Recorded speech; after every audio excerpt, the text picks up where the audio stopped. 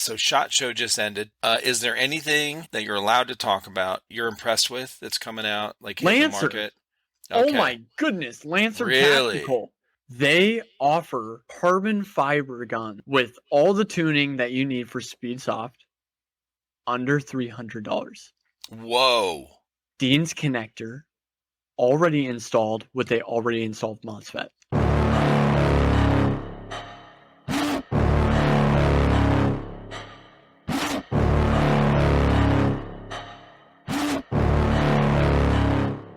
Speaking of that, shout out to Russell Customs then, because that's where I saw you. Huge supporter of Russell. I was one of his very first customers, and I just saw Nice. something in him. I'll save it for the episode, but I saw something in him. Anyway, welcome, brother. Thank you. It is my pleasure. I love these times. Awesome. So for anyone listening, watching, I just saw you just now, like literally 10 minutes ago. Saw your post with Russell Customs where you're trying out one of the guns, and I said, I was like, oh yeah, I saw your Instagram and I hit you up. I was like, hey, we should do a podcast sometime, and you were like, I'll do it right now. I was like, okay. So I said, all right, let's do it, brother. Absolutely. That's cool. Oh, I'm so excited. So introduce yourself, man. What's your name, your call sign, whatever, however you want to.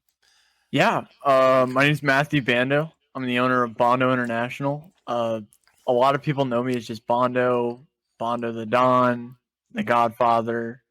13 teams in 7 countries now. And so a lot of people... Whoa, nice. Oh, yeah. So I think right now, because Sweden's about to open up one. So we have Sweden, Japan, Mexico, Canada, Germany, the United States, and then 13 teams spread across that, potentially 14 in a couple weeks. But there's a process. There's a process to it. That is crazy. Okay, so yeah. Where did this all begin for you? Oh boy. Yeah. So this is actually really cool because we get to go into the Texas lore now. So nice. In terms of like dramatic, historic events happening outside of California, Texas, I'd say is number 2. So sure, the airsoft scene in Texas for a very long time was territorial. It was this team plays at this field. That's their field. You don't go there unless you ask permission. You don't mess with anyone. None of that. It's street cred. It's just you live by the street code. Okay. And so, funny enough, I played a couple years in paintball. I had great success with that. I won World Cup, and I won a slew of other events where I got introduced to violence. And they'll come in at the end of the story. Just a footnote. So after all that, paintball got extremely expensive. And not only that, but things were adding up on the drama side of it as well, the politics between companies and sponsorships and such. And I was just like, man, this is not, I don't want to be a part of this. I don't want to be associated with this. And so that's a common thing. What is the, I'm trying to guess here. I don't know, but what is the drama whatever I can explain. Yeah, what is the drama with when these companies try to sponsor players, right? Mm-hmm. Does the drama come from the players or the companies? Like, are they getting everyone? The companies from really? Everyone. Because I can even explain some examples for you. Yeah. So, paintball is not big. Airsoft is not big. We're a very small community. And so these money deals don't happen unless you're all the way at the top. Right. And I'm telling you right now, you put money in front of a paintballer's face or an airsofter's face, it'll change their whole personality. I've seen it plenty of times. Sure. And so things that will happen is I'll explain something that actually happened the other day, which is like absolutely insane. Vulcan. We all know Vulcan. They make the entry-level rifles, BBs that we shoot. They just do everything. Well, they're also that same way in paintball. They have a very big grasp on the beginner margin of paintballers. But they had enough of being the beginner brand, the lower tier brand. Yeah. So they put out a post calling out every single pro team. And they're like, all right, Dynasty, we'll give you $125,000 just to put our logo on your jersey. We'll pay this other team $100K. We'll pay this other team $80K. They laid out a whole line of team names and how much cash they'd give them if they just put the logo on their jersey. That's crazy. That is just one example, and I'll even do you better and give you one more. So everyone in paintball and airsoft, we all know each other. We all have each other's phone numbers. We FaceTime each other, see how the kids are doing. That's very normal. Mm-hmm. And so the other day, a team went to a practice, and one of them was seen wearing a mask that was not their sponsors. Let me mix up the companies here so I don't directly give it away. But let's say the guy was wearing a dye mask. Yeah. And he was sponsored by Push. Let's just say Push. Okay. The dye company, and I say dye metaphorically, it was not dye that did it. Yeah. They took pictures of him playing and made a full-on announcement that pro team was going into 2024 fully sponsored and was changing all of their gear. Oh, God. So now you just kind of took the pin out of a grenade, threw it in a room, and closed the door. Oh, my God. So now the team's freaking out. Thanks, social media. Exactly. And they tried to use this as, we heard your announcement, so you ought to go ahead and sign the contracts. I mean, that's how crazy this stuff can get. Okay. So that part makes sense right there. That one you just said, that makes a lot of sense. I could see how a company, if they abuse that kind of that thing right there, like anything. So now the player is caught in the middle. He's like, "Geez, bro, I just threw the mask on, didn't think about it, and went on the field. Like it's whatever." Exactly. Right. I left my mask at home. Okay. That I don't know, man. That is messed up. That is one instance out of hundreds I've seen. Okay. See, this is why I asked, because in my mind, what I'm thinking is, okay, if I'm a company, I want to sponsor, like if I want to sponsor some people and get my name out there, why would I care who I'm sponsoring? Just go ahead. Let's go. Unless, they're saying some nasty shit about you online. Right. Of course. Yeah. But it's, like this player on this team, this player on this team, this player, or whatever, like who cares? So I was thinking real small because I don't know what I don't know. So, that, man, crazy. That just kind of ruins the whole fun of it. Crazy. Jeez. And I mean, if I was to transfer it over to Airsoft, something I see a lot of companies doing is they will release a product that everyone wants, right? Like, I'm trying to find an example here. Don't give one away that's not out yet. That's right. I cannot. I said that before the podcast started. Let's say that a company made a 500 round mid-cap magazine. Okay. They sell these things for $75 because they know everyone and their mom wants them. But in the back, they have a prototype that holds 1,000 rounds. So what they do is they go, okay, we're going to sell these mags at 500 rounds. We're going to sell them for 3 months at a premium. Then we're going to stop selling them. We're going to stop selling the parts for them. And we're going to introduce our 1,000 round mag. So everyone has to sell their 500 round mags and get the 1,000 rounds. Yeah. That is a rinse and repeat method I see in Airsoft and paintball. And I have fun on social media toying with those people. I would have to say that's probably a standard practice for a lot of companies with a lot of different products. And you go into the comments, right? And then people are like, why didn't you do this in the first place? Like, they're literally calling them out in their comment section. They're like, do you realize how scummy this is? But you have to buy it. I mean, okay, so there are instances where that's a legitimate thing, though. Like, it's a real, okay, new all right, technology and everything. We put out this 500 round mag, since we're talking about that, let's say, and we put all this R&D into making it just right? It's like it feeds perfect to the last BB, right? Exactly. And so, and even the first, 30 BBs aren't pushing it, double feeding, the spring is just right or Right. whatever it is. And we're working so they know what they're doing. So they can release this now. They're still working on the 1,000-round one to get that spring tension just right, whatever the obstacle is. So it could be a real thing that it's, that it did come out 6 months later because they weren't ready for it yet. Right. But, or they could have, Yeah. we're going to hold this back, and they're going to create Exactly. the demand for the supply. So, Right. Absolutely. But I mean, that's funny. yeah. So that's what drew me away from paintball. That's Okay, what I was okay. like, dude, this is so childish. This is Yeah. like hanging out in a middle school cafeteria. I don't want to do this. So then I go back home and I get the itch. Just Yeah. like everyone does. You never leave this sport, man. Even if you do, you're still following people. You're still checking up on your homies. Uh-huh.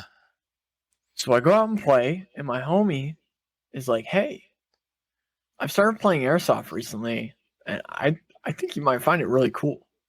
And of course, me, being a paintballer, had the biggest bias in the world. I Did you? thought it was Okay. the dumbest, silliest, Yeah.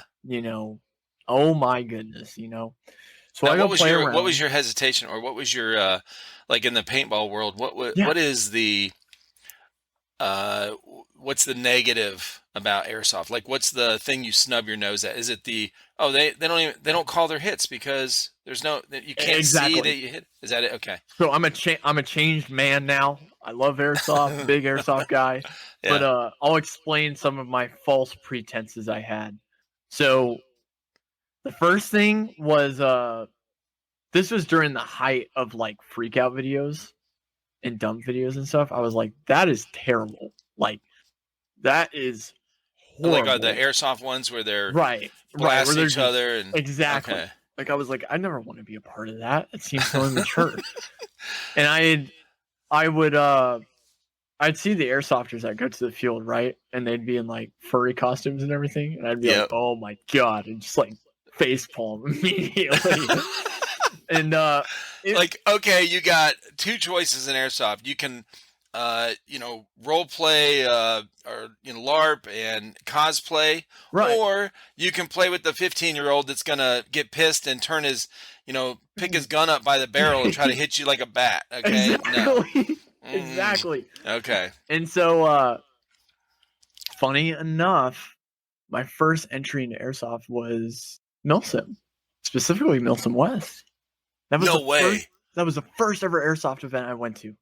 Whoa. Life-changing. Talking about jumping in with Man, if I can give any of the viewers right now that are involved in milsim, you have to go to Milsim West at least once. At least once. You have to. It's just, you will never look at airsoft the same. It is so cool. The people there are so awesome, and people are just as invested into the gear, into history of combat and technology, war and such. Like, you will click with someone at Milsim West. You will have fun. And well, so, aren't there events like they're really strict about you have to have the right gear anyway. Extremely. So like more so than other milsim hosts or whatever, right? So they're like, I would say 5 times more. Yeah. Harsh. Extremely. Now, that's what intrigued me when I first heard about them. Right. Was hearing about that, and I saw some videos on there about at the beginning, where they're doing the checklist. I think the famous video, whatever, was like the dad and his son forgot his socks or something, or the right kind of socks. And I was like, oh, this is like really, I was talking to my boys about it when I saw it. I was like, okay, if y'all want to do like a 3-day pretend being in the military for 3 days, this is what you got to do right here. They were like, no, we're not ready for that yet. So, well, so that's where I do want to come in and say this as well. There's 2 things I want to assert. One, the gear checklist is not that hard to complete. It's not. You just have to do your research. Yeah. You just have to do your research. That's all. I've looked at their posts on, for their events. Right. Like, and dude, it's easy follow list. Okay. Extremely. Don't forget. It's laid out right in front of you. Yeah. And the second thing, as far as being like, I'm not ready for that, I'm telling you right now, if you pack your rucksack and you just go on a 1-mile walk a 1 mile walk, do that maybe once every 2 or 3 days, you will be more than fine. Okay. You will, because that's the heaviest part about Milsim West is the very Okay. beginning when you have to rock to your fob. Mm-hmm. A lot of people drop during that time, but it's the people that did not prepare for that. Mm. Now, I'm going to kind of be an enemy of the state here saying this. It is not that bad whatsoever. I'm 22 years old, 115 pounds. 115? I am 115 pounds at 22 years old. Okay. At 5'10". Yeah. I am telling you, it was a breeze rucking uphill with a 75-pound rucksack and an LMG slung around my shoulders in front of me. You got some strong legs. Okay. Now, I will say, it's not that I wasn't out of breath or anything like that. Sure. But it's one foot in front of the other. You're in a line of dudes. You're looking for the fucking enemy. The game starts the first step you take. Mm-hmm. But that's the fun about Milsim West. That's what I liked about it when I heard about it was the when it starts, it does not stop until the very end. And the only time there's emergency is someone's injured, something's on fire, or the cops showed up. That's it. That's the only 3 times the game stopped. Awesome.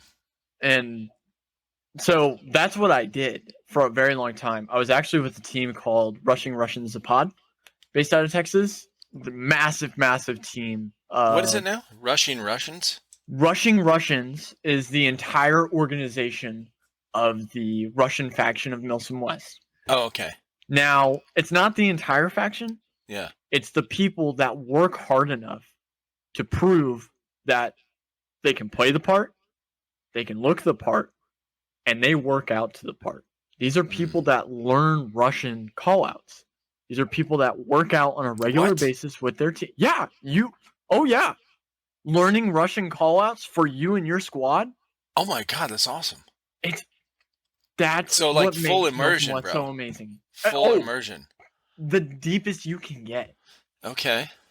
I mean, listen, I'm going to tell you right now, one of the most like cinematic airsoft experiences I ever had was waking up on a mountainside in Tennessee at 6 a.m. in the morning, overlooking a cliff over a lake, to my commander saying, "Get the fuck up, we're surrounded." Oh my God. That was one of the best experiences I ever. Right.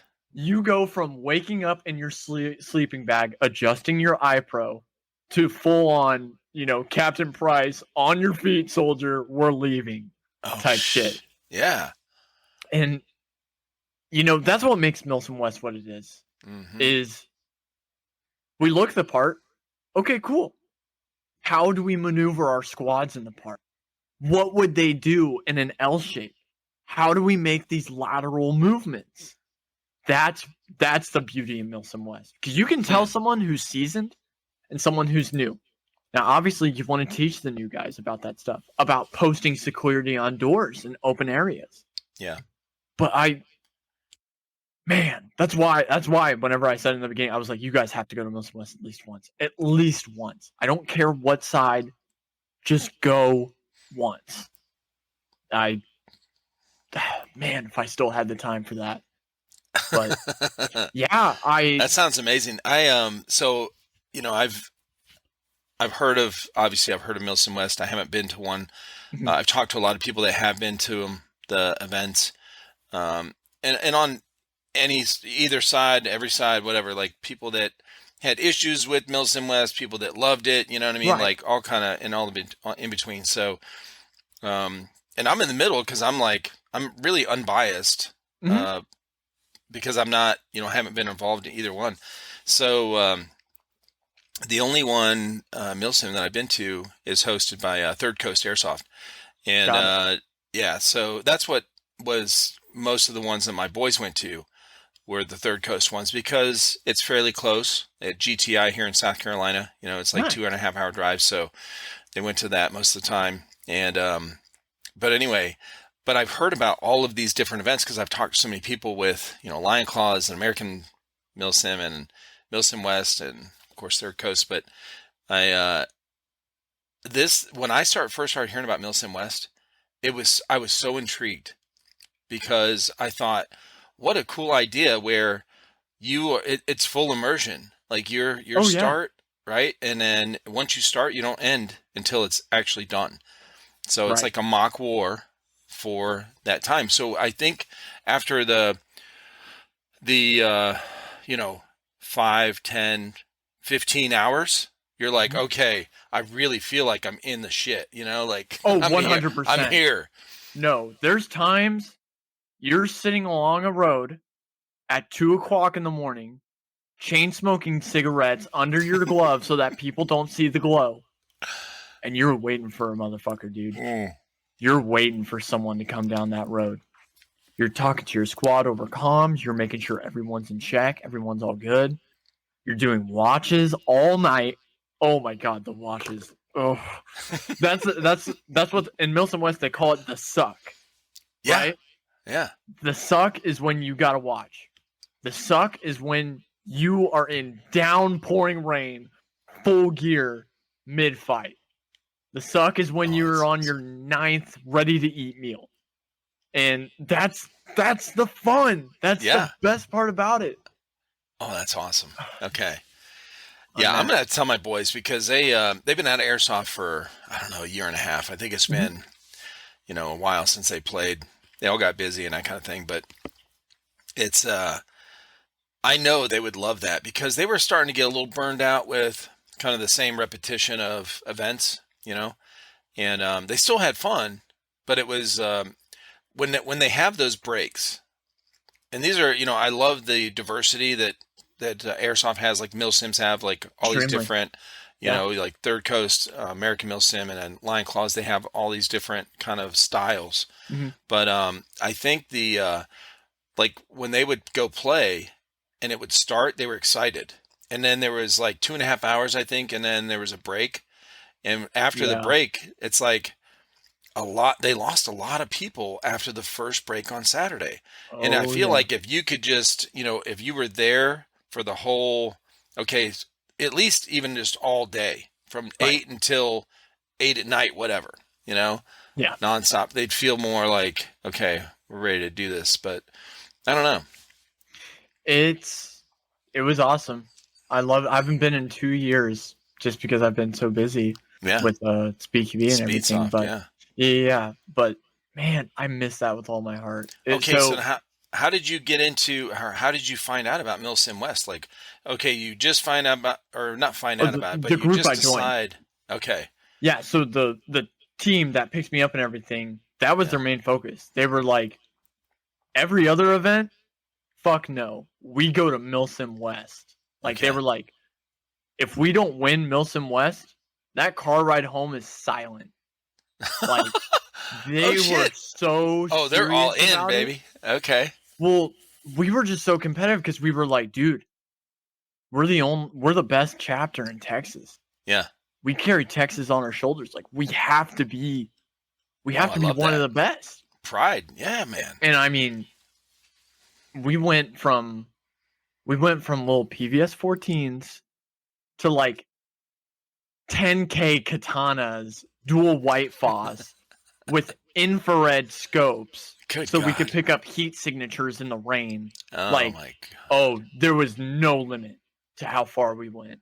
I mean, we were talking about getting a van, for Christ's sake. Holy shit. Yes, so we could drive around and fucking shoot people out the side. Uh huh. Like, and that's the cool part about Milsom West, man, is you go there and you see some of the crazy stuff. My dream gun is a Polar Star Jack chopped RPD. It is possible with a lot of lathe work and a lot of machining. But I saw that gun, and Sean Prosen saw that gun, and we were like, someday, someday, man. Like it has to happen. Yeah. Um, but yeah, I was with them for a really long time. But funny enough, went to a Milsom West, had a lot of fun. I was doing World War II stuff as well. I was What do you doing mean? Fallschirmjäger stuff. So they were the Nazi equivalent of airborne. And That was so much fun, man. World War So II stuff. you were doing airsoft events or like Yeah. reenactments? Okay. Not. I wouldn't call them reenactments, but Yeah. they were airsoft events around World War II. Right. And man, I went just as deep in that. I needed authentic or one of one replicas of stuff, and I have 8 canned meat from 1990 something. I have rolled cigarettes before. Funny enough, I even have the chocolates that they sold back in 1942 that they gave to the Whoa. soldiers. Yeah, so this is called Coca-Cola. It's heavily caffeinated chocolate.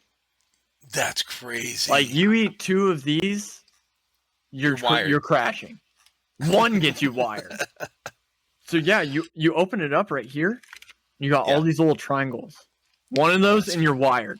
That's why they have the waves in them, so you can kind of break it off if you're a real lightweight. Yeah. And so I mean, I went as far as to one day I was bored and I was like, man, how do I carry my beef jerky? Like, what did they do? Looked it up online. Turns out a lot of Nazi soldiers cut off a fucking piece of their bed sheet and just tied a rope around it. And that's how they held their bread and beef jerky, because they were going to eat it within 12 hours. Right. So my ass gets on eBay and looks up 1939 Nazi German issued bed sheet. Order it. I take it to Jack Brown Cleaners and I'm like, listen, this is a bed sheet from almost 100 years ago. There's probably blood and a lot of other substances on it. I need this the cleanest you can get it. They sent that shit to go get oxide bombed so that, all the molecules, were just plain oxygen. Yeah. So it was like sanitized to the farthest you can get, like with lasers and shit. Cut it up, got a piece of rope. On the way to the op, I'm stopping by Walmart, get a French loaf of bread, bag of beef jerky, dump it all in, tied up in the rucksack. Whoa. That's how deep it has to be one of one. Yeah. With my group was. Right. And every time I've done a kit, it's always been that. It has to be, if it's not one of one, I'm not going to this event, I'm going to the next one. This sounds amazing. I mean, honestly, it sounds like this kind of puts like a new, I don't know, excitement into it, even just for me hearing it, because man, that's crazy. I don't know. It gives you this purpose, because I think a lot of guys, once they go to their first milsim, okay, all right, I'm good. I've got my camis, I've got my gear set up for the next one, and they put it in a tote. Right, that's what my boys did. They stick it in a tote. Yep. And then wait for the next one, and then they don't have to prep for the next one. All they got to do is buy the ticket and then get their stuff out and go. And I think that, and when they did that, probably 9 or 10 times, so they rarely had to buy or get into other kind of gear or equipment to go to the next one. So it kind of got stale. I think it got stale for them because of that. Mm-hmm. Now that's them, but still, I think if you sign up for an event that's like what you're talking about, and you want to get that far into it, that sounds awesome. Like when you go to the staging area, yeah, specifically at a World War II event, you can tell who knows their stuff by the badges they have, the patches on their uniform and stuff. So it's funny enough, in the World War II community, there's a whole system on what patches you're allowed to wear and what you're not allowed to wear. Really? So when you go to your first op, you are scum. Like, you are a private, single patch right there, and it clearly shows that you are new to this. That's awesome. Now, for the guys that who've been going to this for like 10, 15 years, they look like General Patton. Oh, I'm stepping sure. up there, But it's because they've gone to so many events and they've learned so much. They earn that shit. But as far as like going really deep to get that one-of-one look, I view it a lot differently than other people because of it doesn't matter what side of war that your politics lay on. It's pinnacly important to pay respects to those people. Mm-hmm. And so you don't want to be going out there looking like a dumbass, you know? Right. You want to represent them and what they fought for, no matter what it was. Mm-hmm. Now, obviously, you don't believe in the horrendous things that they did to humanity and society, of course. Right, of course. But you're paying respects to the fallen soldiers, mm-hmm. the soldiers who lived, and the civilians and all those people. That's the way I look at it. Yeah. And that's why I am so critical on it. Now, of course, I'm not going to judge other people, right? How can you criticize a 15-year-old just trying to get into this stuff? Yeah, I mean, they're having fun and they're getting into it. They're if they look out of place or there's something's out of place on the uniform, they're not doing it on purpose. Man. He can't work a full-time job like us. Yeah. And I know you start rattling off like nods and all this uniform. I'm like, $5,000, $10,000. Oh yeah. $15,000. Like, bro. And you're not far off. You're not far off at all. And so, you know, it's important to have that peace in your mind, but it's also important to be fucking realistic. Yeah. You know, at the end of the day, everyone knows the saying, this is toy guns, buddy. This is airsoft. It's not that big at all. Right. But I did that for a long time, man. I did that for about a year. Do you have any? I was scrolling through your Instagram, and do you have anything posted about with those like kits or whatever, the World War II stuff? I have pictures on my old phone. Oh, okay. You never really put them up? I did, but I decided to remove them. Gotcha. Specifically the Nazi one, just because a lot of people just assume the wrong things. Well, I guess, yeah, if you have one Instagram for your Airsoft and you're into Speedsoft, it would be confusing to see all this other stuff. Yep. But I did that for about a year, and I got bored one day, and I was like, I kind of miss my paintball get up. I think I'm going to go play my paintball gear. Mm-hmm. So you can imagine going from cry pants, JPC with boots and a flux helmet and everything. Yeah, next weekend, Matt shows up in high top cleats, paintball joggers, and a jersey that is 2 sizes too big. I actually wore a paintball pod pack and just shoved my mags in where pods go. No way. Oh, yeah. Well, that's awesome. My teammates still do that, like, to this day. Really? Oh, yeah. So I went and played, and it was the most fun I had ever had because I was able to slide. I was able to run fast. I was making, like, this is back when I played rec. I was making like game-changing moves and stuff. And so I was like, I think I'm going to keep doing this. I like this. I'm going to keep doing this for fun. So this is where we transition to the start of Bondo. You're going to find this hilarious. As a joke, I was stupid drunk at a Whataburger at 3 a.m. How dare you? Exactly. Like the prime spot for it, And I'm hanging out with the Russian guys, my Russian homies. And I just draw a monkey on a napkin with a little helmet and an AK. Nice. And I just write Zapad with like a backwards P and stuff, like Calvin and Hobbes looking. Uh-huh. And I was like, I'm going to make these stickers. Ha ha ha. So I text my friend to make stickers about it. I post it on my story. I'm like, hey, man. Got these pod stickers. They're just to support us. Thank you, guys. I go to bed. I wake up the next morning. I charged people $10 a sticker, and I had 10 stickers. And I had $1,000 in my PayPal. What? I had to refund 90 people that tried. Oh, you got that many orders overnight? Yes.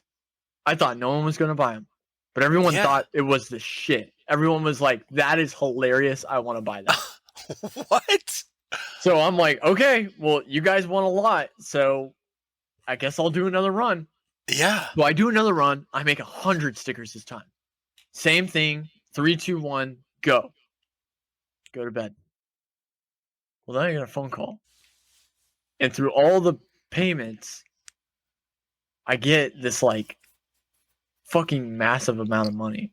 And I pick up the phone and it's my friend Cody, the owner of the Russian team. Yeah. He goes, hey man, I kind of just sent you the money for all of them. Can I buy all 100 of them? And I was like, Cody, Oh my God. if the money's there right now, yes. Sure enough, check my PayPal. Yep, it's all there. So I was like, all right. Post on my story a picture of my ceiling. I'm like, guys, they're all sold out. One guy bought them. I'm not saying who, so you don't raid his house. Went to bed. And so What? Oh my God. So that got a lot of traction on my social media. Of course. And people saw the videos I was posting of me playing Airsoft and stuff. And they saw that, I was good at playing rec with how amazing and high of an honor that is. Quotation marks. Yeah. And so I was like, okay, well, everyone calls me Bondo. Wait, okay. Can we take a side note really quick? Absolutely. I'm gonna settle this now on the podcast. I have seen you guys get in physically violent arguments over is Bondo's last name Bondo or Bando? I am here to set the record. It is Bando. Bondo is not my last name. I'm sorry if I crushed so many of y'all's dreams. Bando is my last name, but it is a moniker of Bondo. So Bondo stems from Bando, and it's because I'm really big into Wu-Tang and stuff like that. So are the violence guys. So we always say word is bond when we dab with each other and everything. Right. Oh yeah.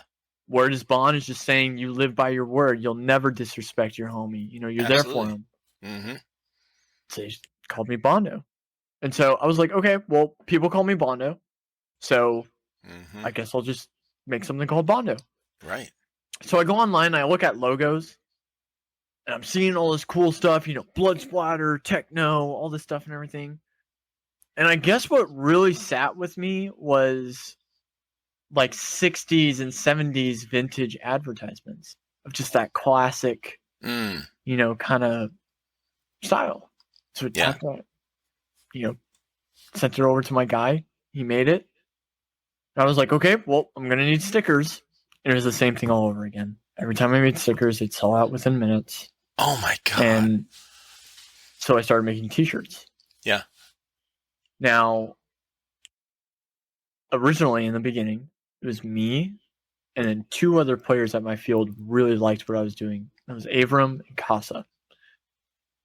So we were like, should we make a team like as a joke? Because this goes back to like Texas being a territorial thing. We thought all the teams were a big joke. We were like, dude, no one runs the field. The manager runs the field. Yeah, like, bro, don't be so serious. It's okay. Exactly. Like, we're like, dude, this isn't a gang. So we were like, why don't we make a team as a joke? Yeah. And just like do the most dumb shit on the field. But like talk all this game like we're the best, but like shoot our guns backwards and shit like that. Yeah, so, I got you. Yep. And so, made Bondo the team. And funny enough, the big boom was I ordered a Speed QB sweatshirt. Okay. Because I was an angsty little speed softer, I was an angry little elf. And came in the mail, wore it, took my girlfriend on a date, threw it in the dryer. I come back the next day, and there's vinyl Speed QB cutouts melted into the side of my dryer. And the sweatshirt is blank. So I was like, oh, okay. Fuck this. What I'm going to make something better. They just use cheap vinyl. So back in the day, Speed QB used to be known for making terrible quality gear. Oh, okay. Like stuff that would tear within like 2 or 3 uses. Oh, gotcha. Keyword used to. They don't do that anymore. Right. But I was like so disappointed by that. I just ordered this $35 sweatshirt from Los Angeles. So and you it put it in fell the dryer apart and the after, shit literally melted off. Gone. Oh, Blank. that's terrible. Okay. So you say terrible. Pick it up. And I'm like, no, I'm going to make something better than this. Yeah. This shit's dumb. I hate this. I called my local screen printing company. And I asked them.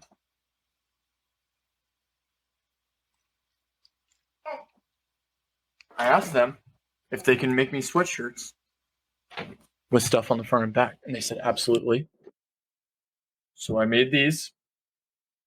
These were the first ever Bondo jerseys. Super simple. Yep. Nothing on them. And what's on the sleeves? Nothing's on the sleeves. Oh, what's on the side then? I guess. Oh, that was the screen printing company. That's them right there. Yeah. Okay.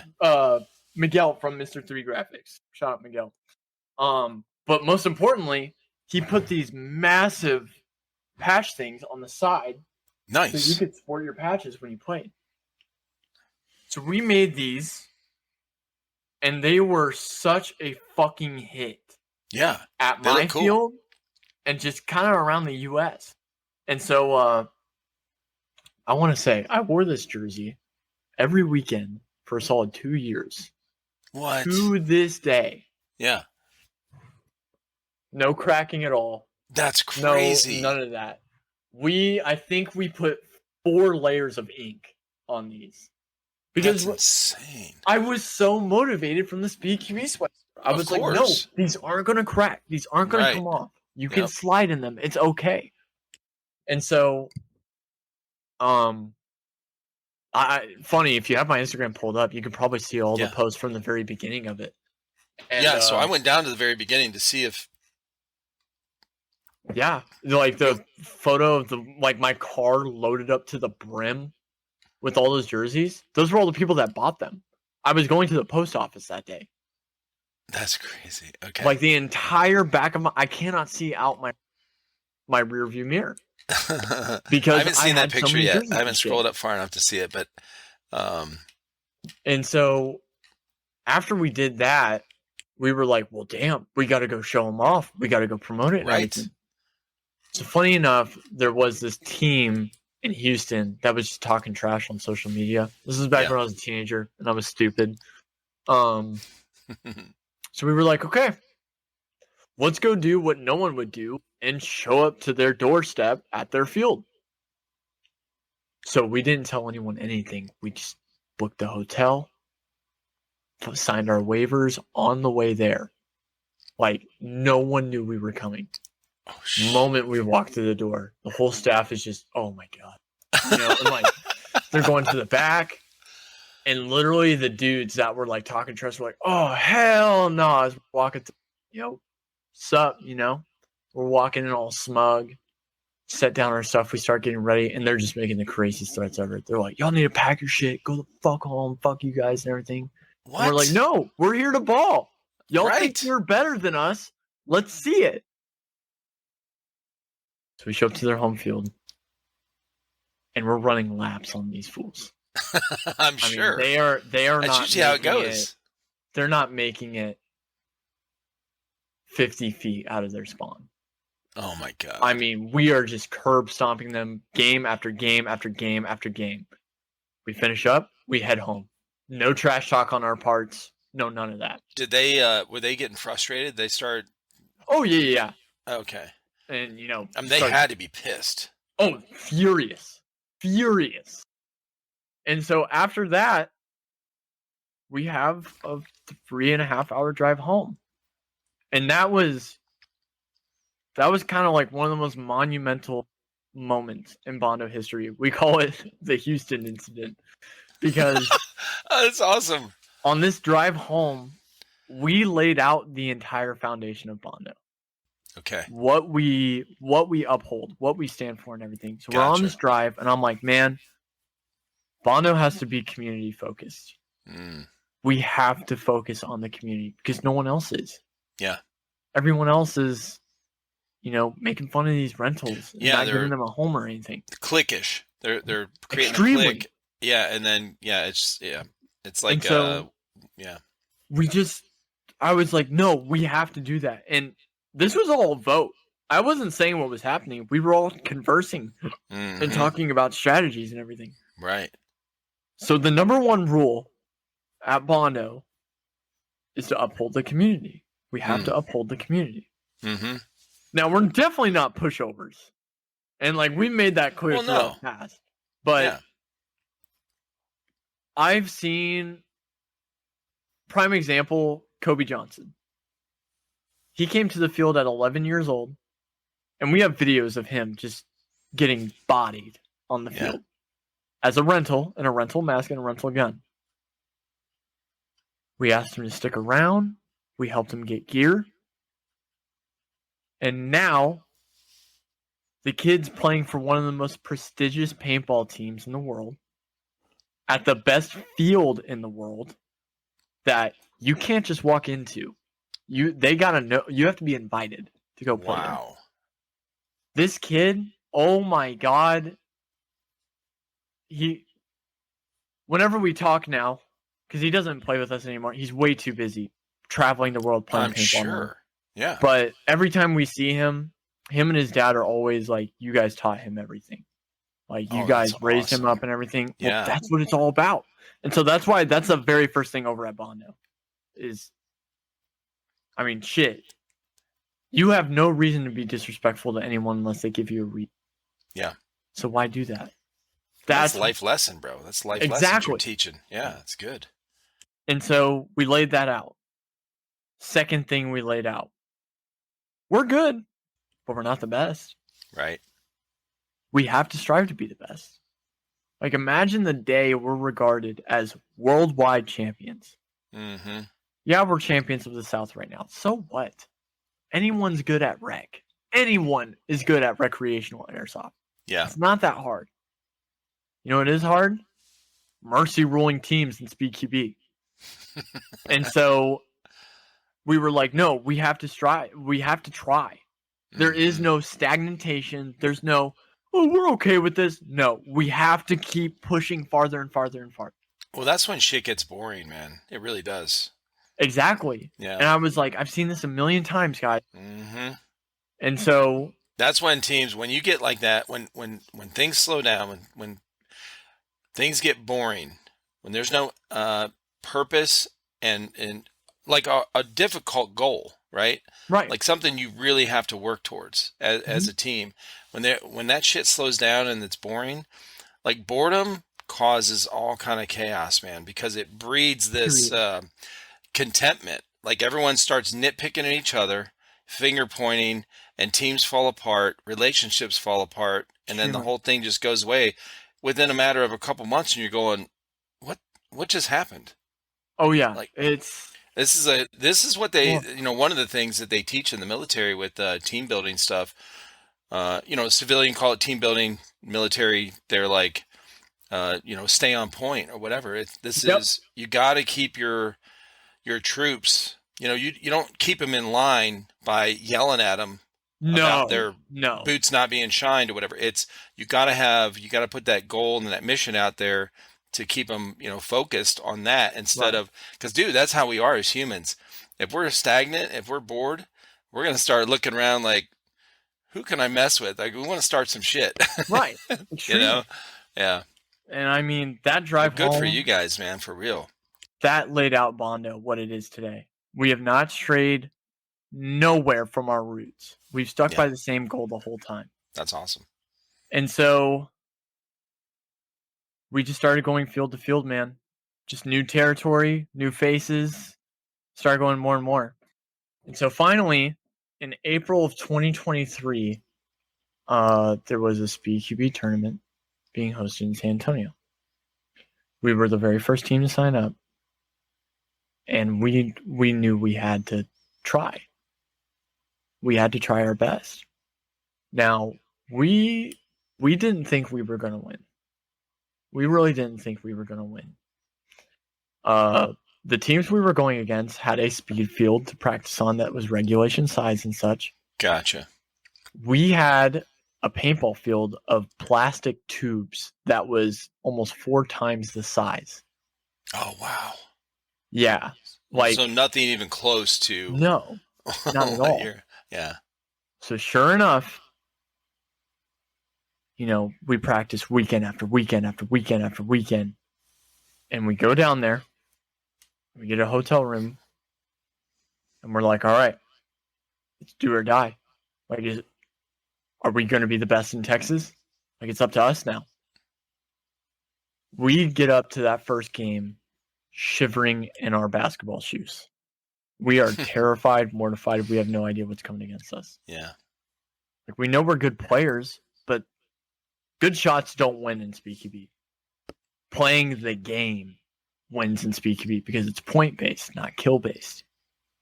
And so we mercy ruled the team the first game. Wow. Not even playing the meta. Not even playing the meta. We were just killing people, get the flag to the wall. Yeah. Which is not what you want to do at all. You want to get the flag within the first 60 seconds because that's extra points. You want to hang the flag with other team alive so that you get extra points. You want to get penalties on the other team so that you get extra points. We had no idea what we were doing whatsoever. Just kill them, put the flag on the wall. That was the game plan. Yeah. We mercy rule the first team. But when we get back into the pit, we're not excited. We're like, okay, that was good. Next game, let's talk about it. Like, I didn't see a spark of, oh yeah, we did it, guys. Great job. High fives. It was so stoic after that game. It was like, cool. Next up. Focus. Yeah. Mercy rule the second team. Damn. Mercy rule the third team. What? Mercy rule the fourth team. Come on. The fifth team was a team no one thought would win the event. They were always seen as like the runts of Texas. In a very desperate do or die scenario, within the last 20 seconds of the first round, I had to run up the middle, jump over a bunker, grab the flag in between my legs, go from mid-air jump to a dolphin dive into a bunker that a person was on the other side and two people on my left and on my right looking right at me. And I was able to clutch it up, jump over the bunker, and kill the dude that was in the bunker with me, and leaped for the flag, hanging it within 1 second of the buzzer, giving us enough bonus points to win the game by 5 points. That's crazy, bro. But we mercy ruled the 6th and 7th team. So, oh my God. So finally, this is crazy. We get to grand finals. Yeah. And we're going up against one of the teams we had mercy ruled. Now, they looked great. After that game that we mercy ruled them, they were playing awesome. Their communication was good. Their shots were dialed in. They were ready to kill. But man, I think the nerves just got to them. Yeah. Because like on the fourth round, we shot 3 people within the first 3 seconds. Just off break. Then it was just clean up, hang the flag. So we won the very first Texas PQB event. And I was so emotional after that. We had no idea we were going to win. No idea. It was great, man. It was awesome. Yeah. Just went home and we got ready for the next one. And that's when a lot of people were like, it's Texas. It's whatever. So comes the second SpeedQB event. This is when the world kind of turns up the heat on Texas. We get some out-of-state teams coming in. SYG. Ooh. Elite. Okay. HSA. Oh, yeah. 3 of the top 5 Shout out Houdini. And, yeah. Yeah, big time. Love those guys. Mm-hmm. I'm so close with the SYG Elite and HSA guys. Love them with all my heart. Nice. So they come. And we get put in the same bracket as the team we beat at the first event and SYG. So first game is LSA. Curb stomp them, mercy roll. Second game is versus SYG. We lose to SYG by 10 points. The Mm. best way I can put that is we missed the touchdown by 1 yard. That's the Yep. best way I can compare it to. Right. Yeah, because 10 points, That's a close. single body It's a alive. close game. Right. Literally, if one of our guys would have been alive, we would have won. But that's how close high caliber teams get. And so, second game versus SYG again. We lose by 5 points. Oh my gosh. Even worse on us. They're probably like, what the heck? Who are these people? Exactly. Right? Where did they come from? And so then we get another LSA game, another mercy rule. So we go up against HSA. We barely win against them. Barely. By the tip of our teeth. So our next game is versus SYG. And we lose by 10 points again. Oh, okay. Our second game, because it was double elim, was versus Elite. And Elite smoked us. I mean, trampled over us. Which, I mean, it's Elite Airsoft. Yeah, it makes sense. Yep. So after that, we were like, listen, third's good. It's a podium. It's a belt, and it's cash in our pockets. It's okay. Yeah. But this is what it is. This Texas shit, this is nothing. What we lost against today, that's speed QB. Right. That's what we need to be in. Exactly. Well, it gives you something to work towards as well. Exactly. So we had a whole nother just wave of determination and motivation. We were like, no, we can be that, man. We can do that. And so, funny enough, after that event, the next event was the World Championship in California. The team's first time traveling out of state. So when I was in Texas during that event, I met one of the SYG guys, DJ. We're going to go back to that footnote about violence. Throughout my paintball and airsoft career, violence, specifically Paul, and I know you're listening to this, Paul, has been probably the most loyal figure in my career. Wow. He has never doubted me. He has never stopped supporting me. Gear-wise, social media-wise, friend-wise. Paul is really my big brother. And Paul is one of the owners of Violence. Okay. And so when I was in Violence, I had a dad, almost like a dad that was actually around to, parent me through my airsoft career. With my dad being deployed a lot. I was still very much in touch with him. Love my dad. I'm happy you're listening to this, Dad. Mwah. So your dad was in the military and he was overseas? Yes, he was a warrant officer. He's actually out of Camp Mabry right now. And he's been to Iraq, he's been in Kosovo, he's been in Kuwait, he's been to Iran. He's been all over the place. I love my dad. Okay, we're going to take an even bigger side step.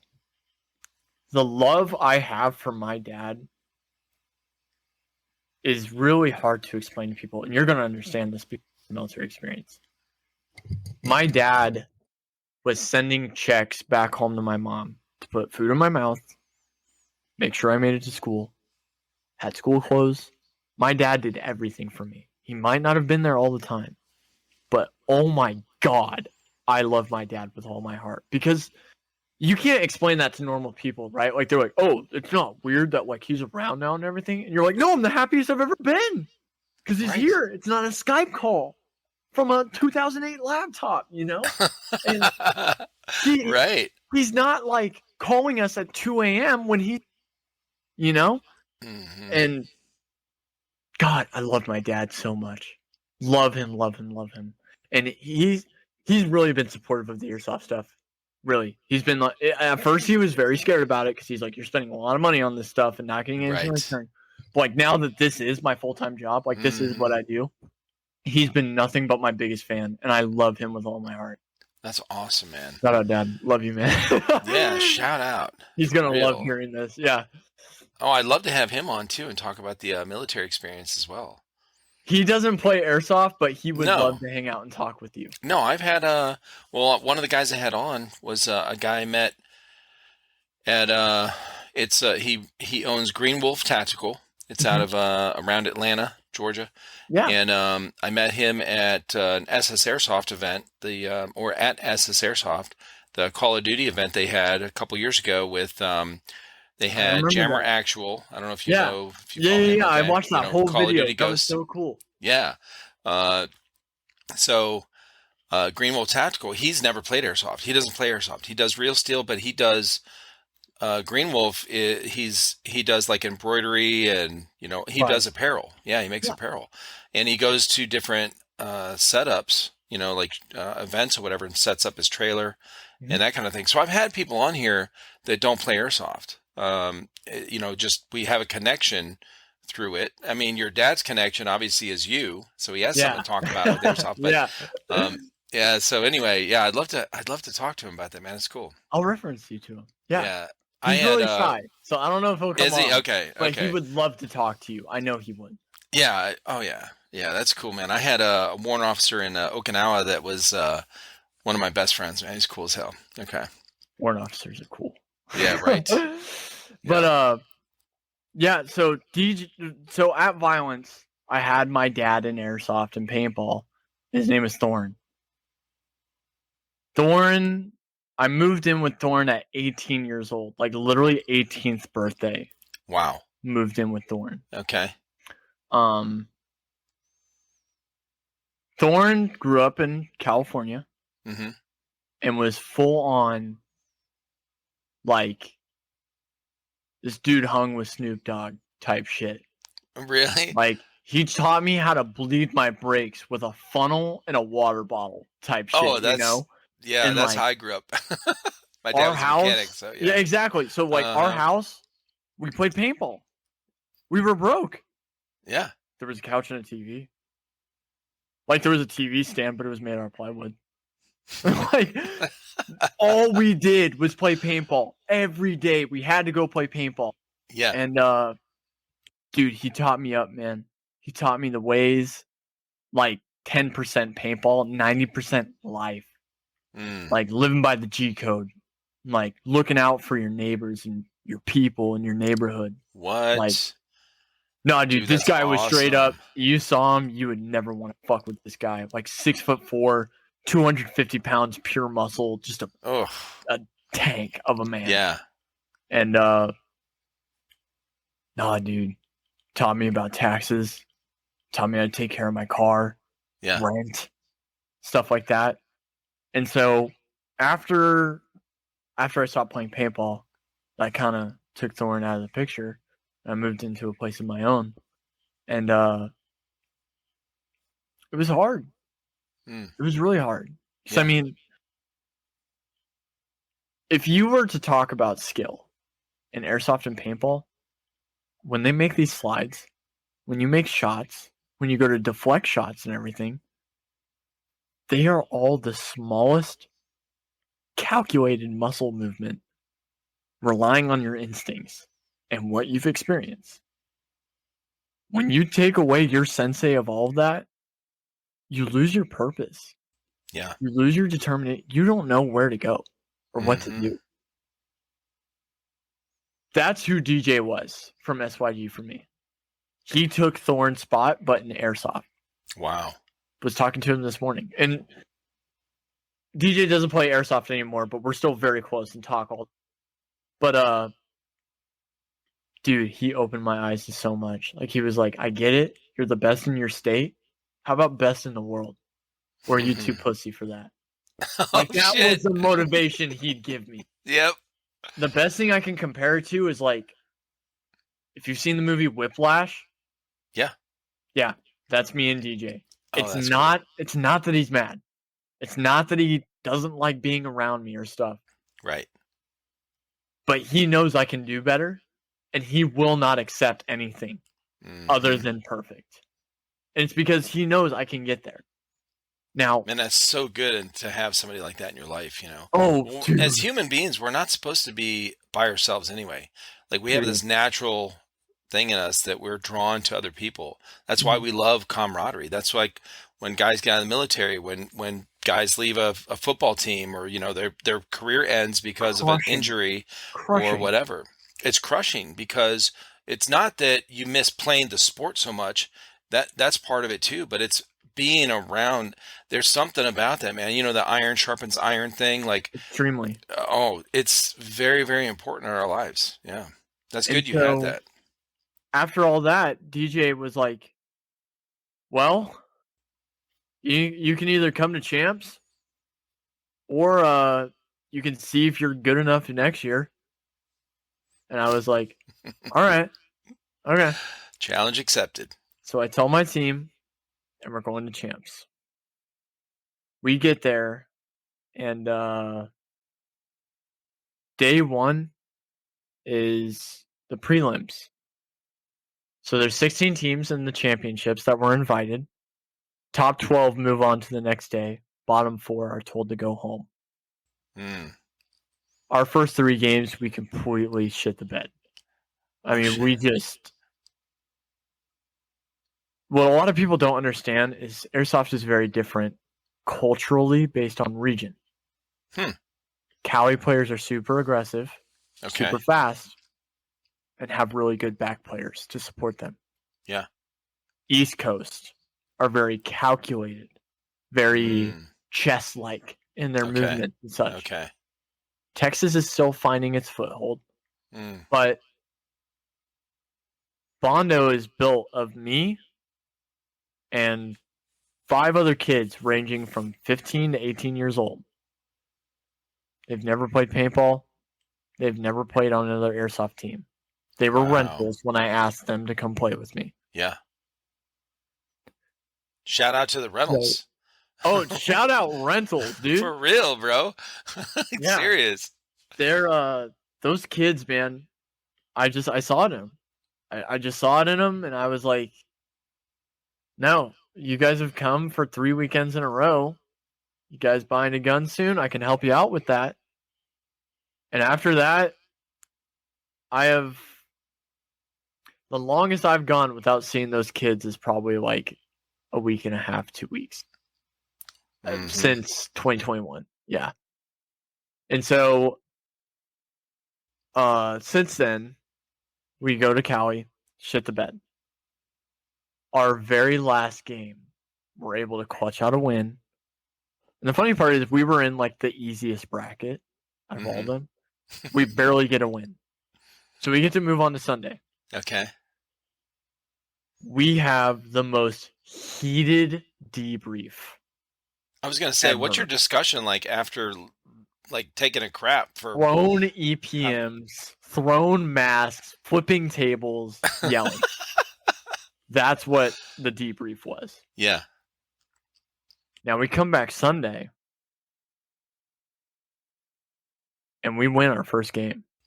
Okay. And it's against a good team.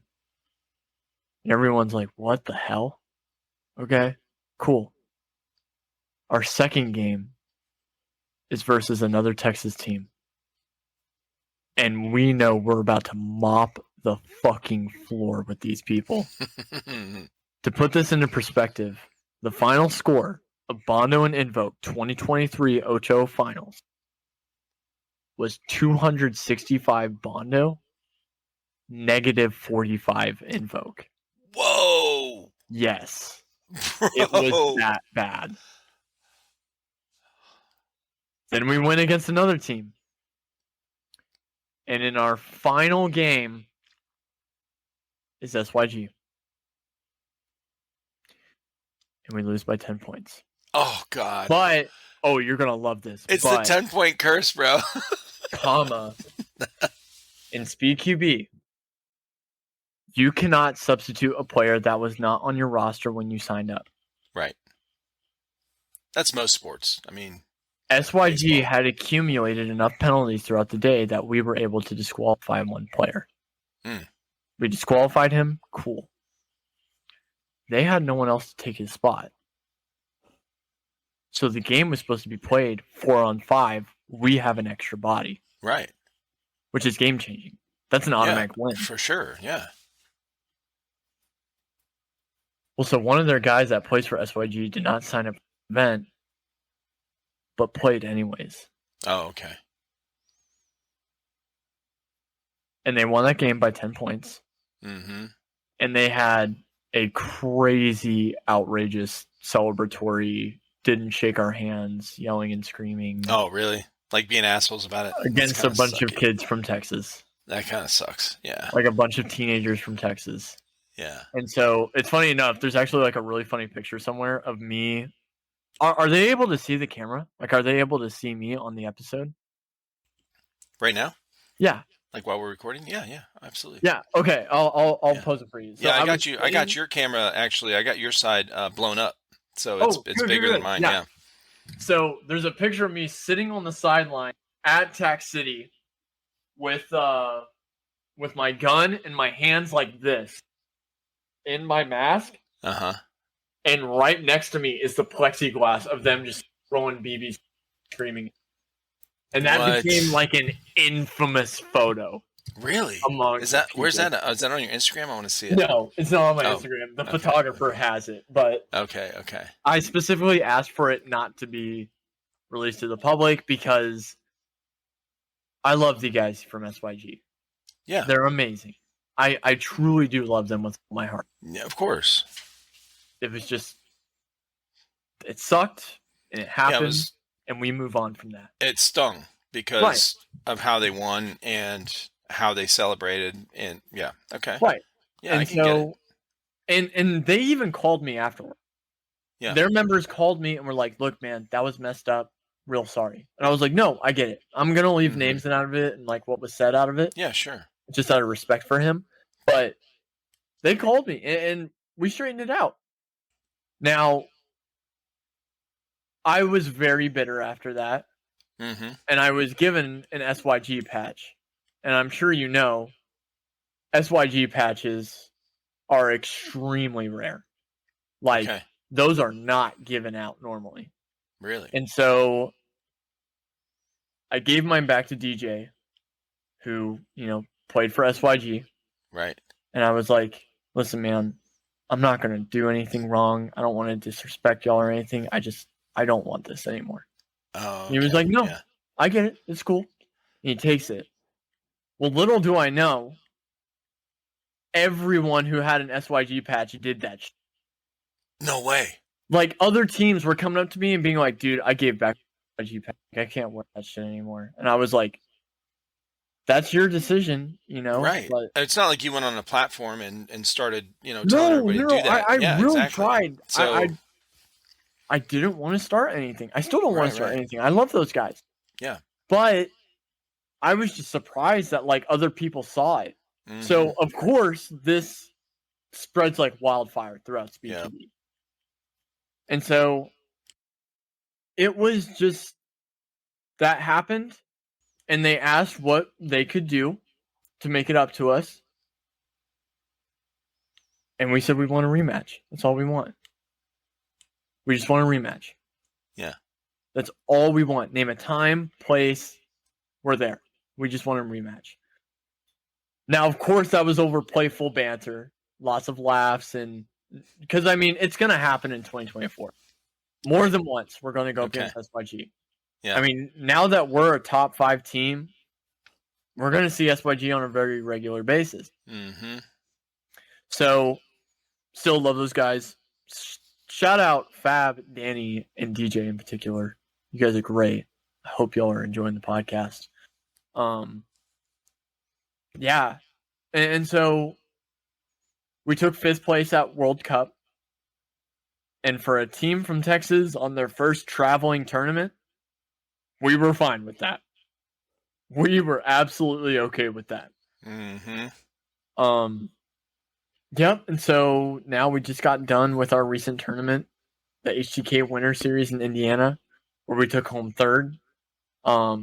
Nice. Again, because of a 10-point difference, but it was Slaughter Gang this time. Oh, Um, shout out Cujo. Okay. Amazing, dude. Cujo's the homie. All of the Slaughter guys, Oh Apex, yeah. all those guys. Shout out I Slaughter love the Gang, man. Slaughter I Gang want to have guys, more of you guys on. If y'all are listening to this, or if Cujo, if you hear this, tell your team I want to have them on too. dude. So I had Cujo on last year. Yeah. Slaughter are some of the coolest people I've met in the community, honestly. Because like everyone has their own little niche that they really connect with. For us, like we love the hood rat vibe because like a Yeah. lot of us grew up in really rough parts of the city and everything. So like we're Right. all about the gang and all about the family and Uh-huh. everything. Slaughter's into that shit, dude. Yeah. They're into that nasty, bloody, ruthless shit. Like that's cool. A lot of people don't like that, but for the Yeah. people that do, oh, we love that stuff, man. It's the Right. best. And so, shout out to the Slaughter guys. I'm excited to see them next month at the next HDK Winter Series. But that Nice. game again, 10-point difference. Mm-hmm. I mean, you come to find when you put teams against each other in SpeedQB that are really high caliber and skill, it is the most outrageous plays. Like you're talking Hail Mary game deciding plays. And that's what makes it so like, oh, I'm losing my breath when I'm commentating these games. Right. Because I'm trying to explain what's going on, but at the same time, I'm seeing what's happening on the field and and I'm like, oh my god, they're gonna do it. They're gonna fucking run that guy to the other side of the field, or they don't know this guy's in that bunker right Uh-huh. now. I mean, dude, it's funny. There's a picture of me in Indiana, like gripping my microphone, like watching the play, looking like I just saw a cow get hit by an oncoming train. I, Commentating that tournament was That's so funny. fun. Like, I'm gonna say this now: if ever you need a soft tournaments, anyone listening to this, you fly me out, I will be the most ecstatic, most electric commentator you've ever had. Just watch the HGK series. I got to commentate twice on it, and We're gonna that we're gonna was put together a video and promotion of a promo video for you being commentator. Send it yeah. out. I'm serious, bro. That's awesome. I had the best time, and I Yeah. mean, I've come to learn Airsoft thrives off of two things. It thrives off of content and it thrives off of connections. Mm. The more people you know, the more content you have, that's what puts you out there. That's what gets you to higher places, stuff like that. I would have never gone to World Cup without DJ. I would have never gone to the HDK Winter Series without Elite. Stuff like that. And now it's at the point where I'm flying out every month to go play somewhere. Whether Yeah. it's with the team, I'm just hanging out, whether it's business stuff, now that I'm working in the industry and that such. But this really is becoming my full-time job. And that's the best part about it is Yeah. like now that I come home and I work on my stuff, this is what I want to do. And I know this is what I want to do. Mm-hmm. And I never thought it'd actually come true. I Right. never thought. I thought I'd be working in a warehouse if I was ever in the airsoft industry. I'm working in a warehouse right now, but not the airsoft industry. But Right. not in the airsoft industry. But now that I'm in the paintball industry I have to be very picky what I say here.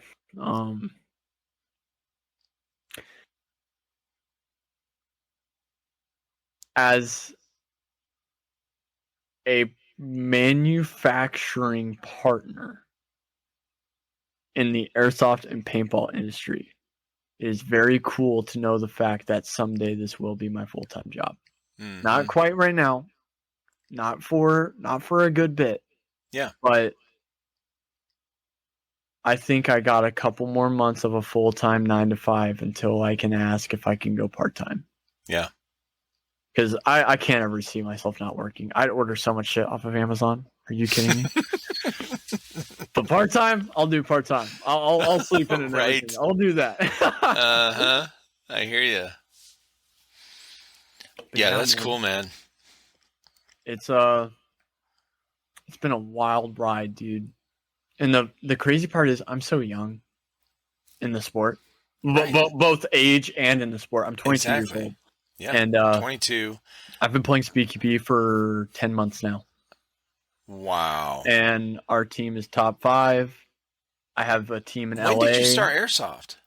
When did you I want to transition from say paintball to Airsoft? 2021.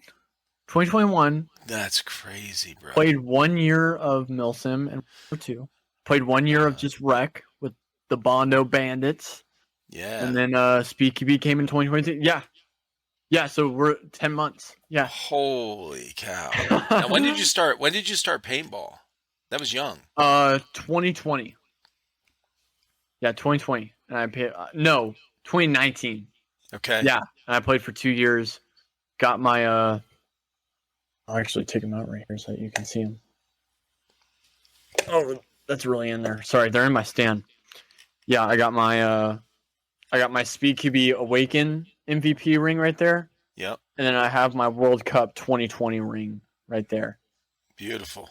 So I got a couple more to go before we got the full fist, but I've never seen those before. I didn't know you got rings at the at these. Okay. So for paintball, this is the one for paintball. It says 2020 champions on the side. Little guy with a paintball gun right there. Let me see if I. Yeah, little guy with a paintball gun right there. Says NXL champions right there. Yeah. And on the front, you got the big NXL logo. And then on this one, it says Awaken SpeedQB MVP 5v5. There's just got all the fancy stuff on there, but I don't ever wear these. Well, I wear them to very, very, very meetings and weddings, and that's pretty much it. Like the places you're supposed to wear your championship, you know. Gotcha. But I don't ever just like go to Starbucks with that thing on. No, they just stay on my desk. They just remind me of some fun memories I've had. Right. I want some more, but good reminders of everything. I have so many. Oh man. Well, it's hard. No, it's been an amazing story already, man. Yeah. I mean, I'm really intrigued. You're a good storyteller too, so it really helps. You think so? Absolutely. Appreciate it. Thank you. Yeah, for real, bro. But yeah, it sounds dramatized, you know, when you tell people and stuff, but you can even go back and look at my Instagram and everything, and like that is what happened. Oh yeah, no, that's yeah. I mean, that's part of telling a good story or being good at telling a story is kind of conveying the emotion in the story, because that's what kind of bonds it together, bondos it together. Right. Yeah. You know? Yeah, man. And I mean, that's cool. I'm dead honest when it came to when we were terrified at our first BQB event, dude, we were mortified. We were scared as fuck. We didn't know what to do. Yeah. And I mean, even in Cali, the kids knew it was going to be hard, but they didn't know it was going to be that hard. Yeah. And so now, besides fifth place, we have podiumed. If we've not won, we have podiumed every event. And so it's a big inspiration for them, you know, to go up against teams like, you know, Saturdays are for the boys. Got to play against Revelation, Complexity, some amazing people from around the globe, and to know like, hey, we're doing good. You know, we're in the top 5 worldwide. But then you're laying in bed at midnight, staring at your ceiling, and you're like, we haven't won a national yet. You know, we've gotten third. Thank God we haven't gotten second. But the only first places we have are, you know, regionals and minor events. Yeah. And that's what keeps you up at night, man. Like that's that's the draw. That's man, that's that only comes to people that to winners, you know. I mean, I'm not saying other people are losers, just that Yeah. But that's people the that are, mentality. that when somebody is focused on that, that's your purpose. Mhm. If you're focused on something, if this is what's popping in your head, this is what's kind of, that's your draw, that's your focus, then Mhm. that's what is meant for you. You're noticing these things.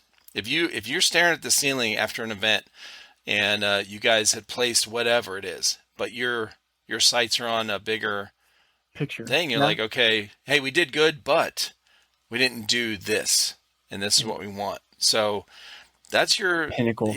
yeah, man. Now, in terms of like purpose and like knowing this is for me, that was Yeah, fight night for me, honestly. really. Yeah, so I got to compete in fight night in Okay, 2023. I was able to make it to the grand finals. For people that nice. don't know, every year KWA has a league called Fight Night. Yeah, It is a series of 1v1s, yep. and you get milsim players, you get rec play, everyone Everybody. enters Yeah. because it's garnered to both milsim and speed players. Like there's Mm, something everyone wants to prove their worth. And let right. me tell you right now, before I start hearing it from the milsim guys, a milsim guy won in 2023. He won Oh, the 10K. what? Yes, Eddie Valiant. He won with an LCT AK Oh my God. against these dudes that have these pimped out $13,000 guns sitting on my bed right now. Holy crap. Like, here, let me actually grab it. This is the one I just picked up from Russell. Shout out Russell. Yeah, this competition gun with discontinued parts, Mm. prototype engines, tuned for 6 months. Yeah, an LCT AK beat this in a 1v1. And Oh so my God. That's crazy, bro. it's actually so when we were in Texas, um, I got to play with my little bro, my jit. Shout out to Shorty from Elite. Um, he came to Texas, and we played in the 1v1s. And so the way they do it is the first round you play 3-on-3s. It's you and you pick two homies to play against your opponent and his two homies. After 2 rounds, you take out one of your homies, then it's you and another homie versus your opponent and his homie. After 2 rounds, goes to straight 1v1s. Mm-hmm. Now, depending on how good you look to the judges, at the end of the day, they choose 8 people to move on. In those 8 people, you guys have a round robin single elimination 1v1 series. Whoa. Right. So I was lucky enough to get picked by the judges as one of the top 8 out of the 40. After I got picked, I went into 1v1s. I won my first game. My second game went into overtime. Won that. My third game went into double overtime. Whoa. Won that. Then it was grand finals versus Shorty. If you don't know, in KWA Fight Night, getting kills is not the only way to get points. You have objectives and targets you have to shoot. So before the game started, crowds hyping it up. It's grand finals. Can the kid from Texas beat the kid from Tennessee? I'm like, yo, Shorty, wave over to him. Both meet up at the 50. And the refs are coming over to make sure there's not a problem or anything. And Yeah. I'm like shooing them away. I'm like, no, get away from us. So I grab his mask and I like go to give him a hug. And I'm like, yo, what if we just kill each other and don't go for objectives? And I step back and he just kind of goes, yeah, let's do that. Shake hands. And we both walk away. And the So refs this are is like, so doing that is more like a, gentleman's agreement. right. Right. Like, And we're going to so see who's best killer. at, yep. Yeah. Yep. Who's the better shooter? Right. And so the refs are coming over and they're like, hey, what's going on and everything. We're like, no, don't worry about it. Cool, it's cool, it's cool. We're just telling each other good luck. Soon as that buzzer goes, it is 0 to 100 balls to the walls. I'm sure. We are sliding mid shots. I mean, this is like a scene from an action movie, bro. Oh, like it a was John Woo film or it was something. watching John Wick, but in Airsoft. And I mean, we're like wall jumping off of bunkers to get over each other, shooting our guns at 90 degrees so the BB Oh will my- curve into the bunker. What? Yeah, like that type of stuff. And like we're shooting out here, but keeping our head way back here so that if a BB comes in, we can duck and go out left to keep shooting at them while we're getting shot at. Dude, it was the most like, I'm pretty sure that was my favorite Airsoft game ever played. Just because it was poetry. It's like the final boss fight from any video game shows you might watch. Yeah, for real. Shorty wins 40-20. And I thought I had lost. So we meet up and they go, hey man. So Shorty gets to go to Las Vegas to play in the grand finals for free. But you can still go. You just have to pay for yourself. Oh, wow. And that was the biggest second win ever. So real. They gave all the champions these varsity jackets. Let's say KWA Fight Night. And then on the back, it has our clan that we were in. Whoa. Awesome bomber jackets. And like they gave us guns and they gave us patches and for the winners. Yeah. And so I went to Las Vegas. And that was the longest plane ride of my life, man. I've been on a lot of plane rides before. But knowing I had a shot at winning $10,000 at an Airsoft tournament, and like,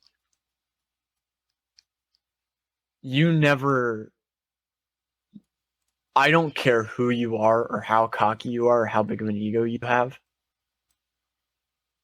You never expect to get the chance to be crowned the number one player of 2023. Never. I don't care how good you are or what sport you play. That is one of the biggest honors you can have. Yeah, it sounds amazing. So we get there, and it's literally like the top 10 players in the world. Because that's who made it. It's top 10 players in the world. So these are guys from like overseas as well? Yeah, literally. What? Netherlands and everything? Yeah. Oh my God. But funny enough, we're all friends with each other. We all know each other. Sure. So Vegas just turns into this giant party of like, of course. Yo, what's good? That's what's Vegas for. Exactly. And I mean, I'm telling you right now, that was some of the sickest shit I have ever seen. Because you're seeing styles from like East Coast versus West Coast, South Coast versus Canada, and like, dude, insane levels of this shit. And funny enough, I got to meet so many people for the first time. I ended up in, I think, 10th. I came in 10th. Okay. And because there was either 16 or 20 people total, but I came in 10th. I lost to Cody from LTD. Shout out LTD, amazing people. Yeah, buddy. Dude, sickest 1v1 tournament I've ever been to. Just in, like, so much fun. And that's when I knew this stuff was for me. Like, whenever I was, top 16 players. Yeah. Like, that's when I was like, no, this is everything I want and everything I need, and I never stop doing this. And so that was awesome. And the next day we got to play Limited, which was a very, very good awakening. If you actually go to my page right now, and you let me find the post for you, actually. So for those of you that don't know, Limited Class is a part of SpeedQB where you are limited to 1 shotgun, 2 pistols, and 1 AEG rifle. There's no HPA allowed. Okay. Okay, so if you go up to my post, you're going to see a picture of me kneeling with a shotgun. And the post above that is a guy jumping over a bunker and a guy shooting back up with a pistol. If you want to watch that video really quick. You're talking about Instagram? Yep. So how far down? all the way at the top. From the top. All the way at the top. So if you go all the way up to the top, it's going to Yeah. be in the middle section. It's going to be a picture of me with a shotgun kneeling down. Oh yeah, I see it. It's Hold the on. post above that. If you Let me want to share watch that really quick. Yeah, we're gonna share the screen real quick Yeah. so peoples can see it. Heck yeah. This one here. My first time using a shotgun. Yep. Oh yeah, let's watch. Shout out Scotto. Shout out Print, Shoot, Repeat. Love these guys. Whoa! What? What is this? Yeah. Hannah said he had no idea he didn't know if he should call hit or shoot, so he just did both. And Scotto, the guy that filmed that, saw that and was like, wait, I've seen this before, and pulled up the Print, Shoot, Repeat video. Oh my Yeah, god. that was my first time using a shotgun. And that's crazy, bro. if you actually want to look at the post right next to it, Yeah. that was my first point ever playing with a shotgun. Yep, that one right there. So this is also the one where I vaulted over the dude. But if you watch the video, the 50-yard line, our flag runner jumps right over the bunker to kill me. Whoa, yeah, he did. And so a guy tries to make it out of the snake from the home. And once I'm able to shoot him out, I rush up to the 50. Yep. There's one more guy in the center. One shot, duck in, got him. And that's when I knew there was one guy left alive. And I ran up for it. Oh my god, that's awesome. Yeah, the whole sideline was going crazy. People were banging on the glass and everything after that. That really awesome. That riled up everyone there. I'm sure. But limited is so cool, dude, because there's no HPA. So you're using gas shotguns, gas pistols, AEG rifles. Like, I mean, that's a game changer, bro. yeah, it's like classic airsoft. Serious, you know? right? And it is so much fun. It is so much fun. I mean, that is cool. But yeah, honestly, if you want to do this for a segment of your show, if you have any of the questions about the posts, I will be happy to explain them because I post some pretty crazy stuff on my Instagram. Airsoft takes me a lot of places. Oh yeah, for sure. I mean, this is cool. Those are all. So the video in the middle was a whole setup at Awaken because, like I said, Bondo's community driven. What this one here? Yep, that was me giving a kid a gun at our local field. Yeah. Tap in. I was just showing up to practice, and so this kid, he actually played in that 1v1 tournament, Fight Night. Right now. And I was like, listen, man, I'm going to bring you back some stuff. I'm not going to forget about you. Oh, sure enough, a month later, I showed back up. Okay. And I was just talking to this kid. Here, we're going to set this up like an interview style. We're going to set this up interview style. Okay, go ahead and take a seat. Yes, sir. All right. So I want you to tell everyone on the live who you are. Hi, my name's Michael. I play on Mainfield. I am starting to play a little bit of speed. Yeah? And I might be joining a team soon. I don't know. Really? What team are you going to join? Well, I had been introduced to LSA, and they are starting LSA Junior League. Heck yeah. And I have been asked to join. No, that's awesome. I'm happy for you.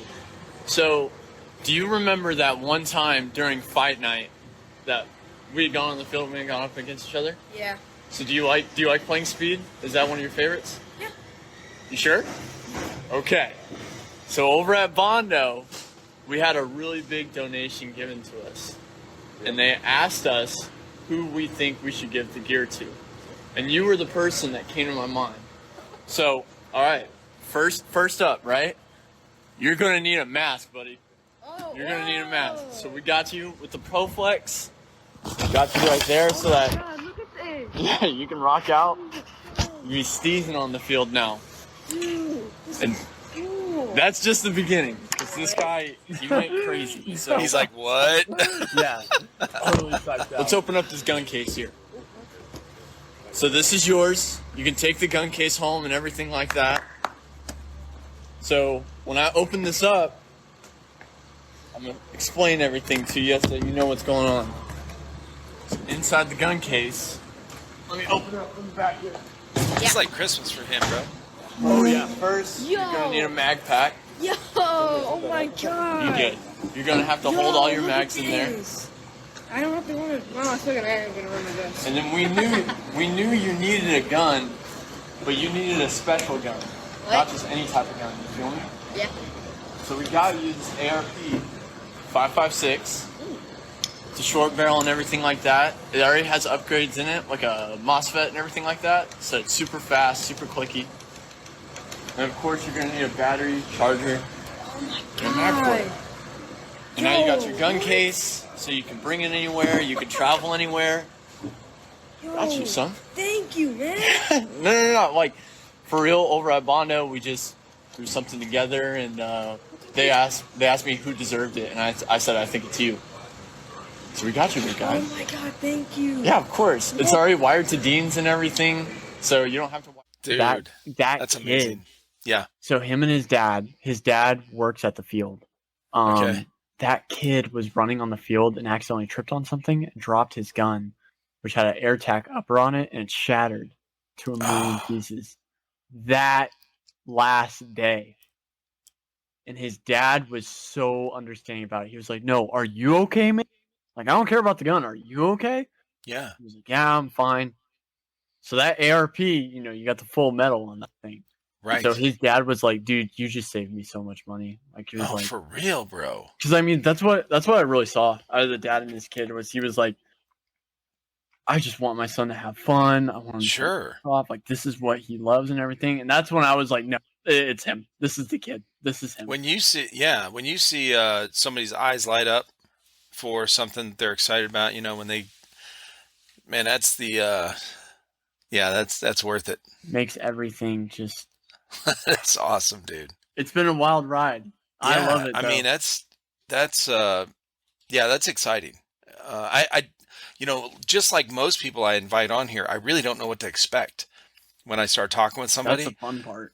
I love it. I really do. I love it, man. It's like sometimes I purposely don't go and kind of research somebody's, socials or whatever, Right. just so I can, like, hey, what's up? Let's see where it goes. Exactly. Okay, dude, that's awesome. Well, I definitely want to leave some content for the next time you come on, and I've really enjoyed having you on, man. I'm so glad you were so eager to come on tonight because I was kind of Long-time fan, man. I love appreciate Trifecta that. Airsoft.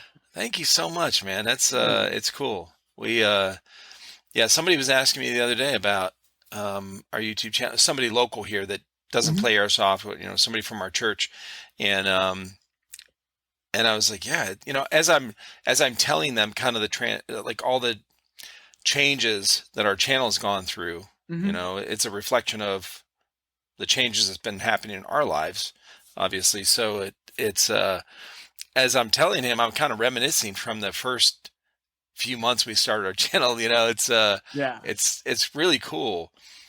This whole, because we started the channel right when my sons got into airsoft, so it really coincides with when the channel started is when they started in airsoft, and that's when I started in airsoft. When we started, I didn't care about airsoft, didn't want to know about airsoft. I just needed something to do.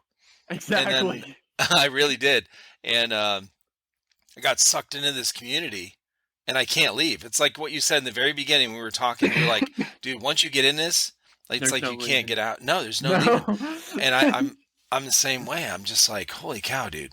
I went a couple months, I guess, without doing a podcast, and we went out last year. We went out to see our daughter, and I missed it. I mean, we were busy, so I wasn't thinking about it all the time, but it was, there's no leaving this community, man. It's pretty cool. So, yeah, I appreciate you so much, man. Hey, anytime. The pleasure is all mine. Yeah, it's been great talking with you. What a good way to spend a Friday night. For sure. Yeah, dude. Awesome. Well, what kind of advice can you give somebody that is kind of breaking into, airsoft in general, and maybe they're gravitating towards, well, I don't know if I want to do milsim or speedsoft. What advice you give somebody that gets in? This is like literally the perfect time to say this. This is like, okay, when you get into airsoft and you don't know which direction you want to go in, I have multiple things I want to say on this, but I'm going to keep it in pretty simplistic as I can. Do what you want to do. You can listen to other people, right? And you can do what your friends want to do. You can do something your friends don't want to do. You can use the gun you want to use, or you can use the gun your friend wants you to use. I got into airsoft doing what my friends wanted me to do, and it's the exact opposite of what I'm doing today. And I used guns that people said I want to use, and now I'm using guns that are nowhere near that. So I'm telling you right now, you have to put what you want to do first. Don't make the same mistake I did. No, I'm not saying don't go try other things. That's the exact opposite I'm trying to say. I think you should go play milsim. I think you should go play at your local speed QB. Play at speed QB, but that might be really difficult for you to get into at first. Go play your local speedsoft event, but go play your local milsim event. Like, when you get bored with airsoft, it's because things aren't changing. Mm-hmm. Go try different things. I would have had no idea my love for shotguns until I tried one. Uh-huh. And now I want to use a shotgun more than my rifle, for Christ's sake. Nice. Like, I'm telling you right now, do what you want to do. Because everyone could say what they're going to say. And trust me, they're going to say it. Mm-hmm. But at the end of the day, it's about what you want to do. Period. Don't let anyone stray that away from you. That's the best part about airsoft is what you make of it. Whether you're a weekend warrior, you go out once a month, or you're finding out this is about to become your full-time job and more than just an obsession. Airsoft is all of what you make it. That's the best advice I can give to a new player. Honestly. Love it. I wish someone told me that. Right. Well, I have another question for you. We just so SHOT Show just ended. I'm sure you kind of kept up with some of that stuff, right? I was actually heavily involved with SHOT Show. Okay. From home, but yes. Right. And is there anything that you're allowed to talk about that is impressed, like that you're impressed with, that's coming out, like hitting the market? Okay. Oh my goodness, Lancer Tactical. Well, so I'll explain why. So Lancer, I'll give it two parts to this. So the first part, when you look at these speedsoft guns, there's thousands of dollars. Yeah. Because people crutch on them. I mean, I'm telling you right now, I could do the same thing I do with my $13,000 rifle with a $140 rental. Makes my life a lot easier, but same result. Lancer saw that and went, how can we make an entry gun for speedsoft players that they could pick up right out of the box and use? Mm-hmm. They offer carbon fiber guns with all the tuning that you need for speedsoft under $300. Whoa. Dean's connector already installed with a already installed MOSFET. Bro. And they want to release those as soon as possible. They said ETA second quarter of 2024. Oh my gosh. Now the second thing is their new Gen 4 M4s. Not only did they improve the design by making everything ambidextrous, whether it's the charging handle, selector switch, mag release, they said, all right, everyone loves Gate Titan. We're putting Asters in all of our guns. So now when you buy a Lancer Tactical Gen 4, M4A1, not only does it come with a Dean's connector for safety and better performance, Right. it comes with a pre-installed gate MOSFET that you can tune from your phone. Bro. No one saw Lancer making That's next level. Like, exactly. For real. It really is. And I mean, because Lancer's always been the entry level airsoft, right? They're stepping into the market now, and they're making it known. When you were talking about in the beginning, you were talking about Valken. Yes. Doing that same thing. They want to change, okay. They're tired of being called the entry level thing. Lancer Tactical did the same thing. A couple years ago, they were sick and tired of being called, getting shit on. Okay. Right. And they came out with that Gen 3. And, dude. And the Gen 3 was good. It was great. Yeah. I had one. Yeah. Uh-huh. We have a ton of them. Right. Dude. And all right, this is the part where I'm going to start pissing people off. SHOT Show is a really good excuse to go get drunk with your business partners in Vegas. That's pretty much what SHOT Show is. Right. Like, yes, it's networking and everything. Sure. But, yeah, when your buddy went to SHOT Show, yeah. Specifically this year, a lot of people were like, dang, this stuff's really boring, Yeah. But Lancer won by a landslide. That's victory. Awesome. And I mean, you look at what like PTS is doing. So I'm not sure if you're into like the AK world when it comes to airsoft, but they made the EPM ones for AKs. Problem is they're clear polymer. Yeah. They heard the Milsim West community. They heard that they wanted PTS EPM1, but it's not accurate to have a clear polymer AK-47 magazine. No, it looks dumb. PTS second quarter of 2024 is putting out 240 round mid cap Bakelite AK-47 mags. So it feels like real wood when you hold it. What? Yes, Bakelite that they actually use in actual, 7.62 and 5.56 magazines. Huh. They literally just found the rights to the original magazine.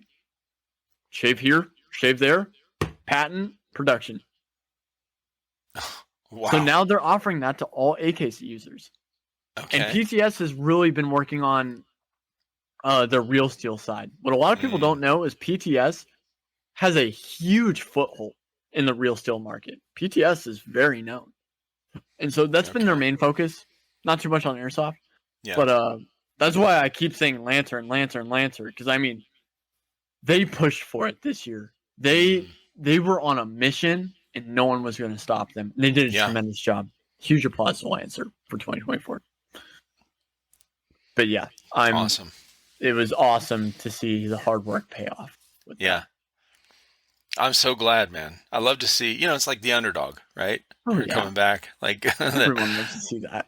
Right. Oh, that's cool. Okay. But, amazing. Well, thank you again, man. It's been awesome meeting you and talking with you, and yeah. I can't thank you enough, buddy. Appreciate you. Well, who do you want to shout out before we end? Shout your stuff out, your channel, and then any of your teammates that, and also recommend somebody I can that you want me to talk with. Yep. So you can find me on Instagram at Bondo _da DA _Don DON. That's really where I post everything. That's all my updates. I want to shout out my sponsors really quick. Yeah. Russell's Customs for getting me on here. Thank you, Russell. Shout out Russell, my gun. Yeah. Shout out Paul from Violence. Shout out David from Bloodthirsty TV. Nomadic Socks. Man, just everyone that helps make this stuff happen. Thank you.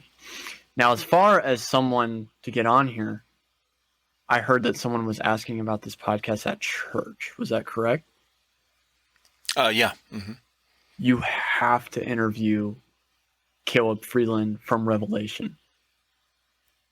They are a big Caleb Freeland. I'll actually send him I'll send you his information so you can get in contact with him. But he runs HTK Airsoft out of Jasper, Indiana, and just hosted a Speak to Be event there. But the reason why I want to recommend him to you was Revelation's name is based off of Revelation from the Bible. And I brought it up to Caleb. I was like, in a community where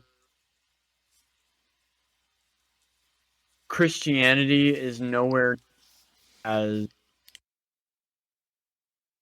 popular as like having the number 666 on your jersey or like pentagrams or stuff like that.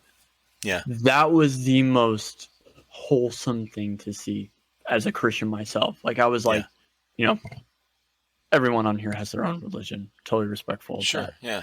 But as a Christian myself, seeing that was the most like, I pulled Caleb aside. I was like, dude, that takes so much. And I have so much respect for you. And it's so awesome for me to see that. It makes me feel like I have somewhere, you know, and it makes me feel like I have other people there that support me. Right. Sure. And I mean, dude, Caleb was even going to hold a devotional on Sunday before we played. Oh, okay. And I think he's doing it at the next one. And I was like, dude, I'll be front row. Of course I want to be there, you know? Yeah. Because we play our tournaments on Sundays. And so I was like, dude, if you do a devotional on Sunday, tell me when so I can be here, you know?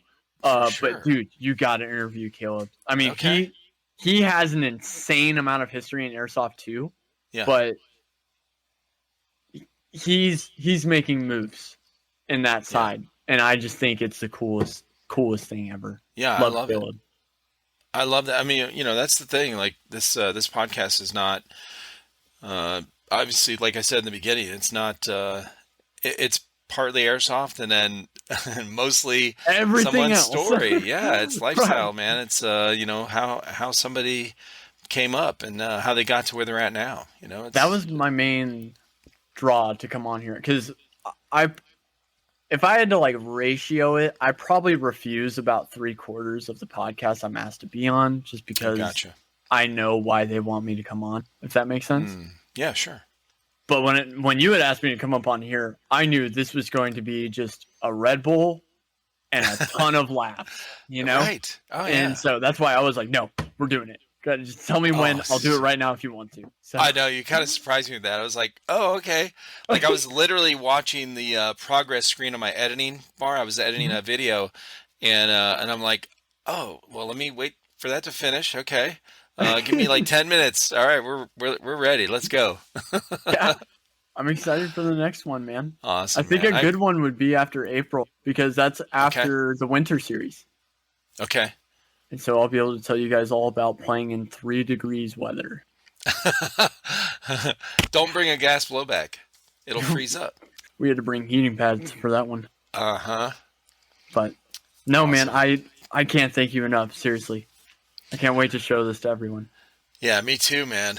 Well, everybody watching and listening, go check out Bondo, Dawn. I'll have all your links. You know, I'll have your link in here for this. And then, thank you. Yeah, awesome, man. Thank you so much. And hope you have a good weekend. Hey, you too. See you next time. All right, brother.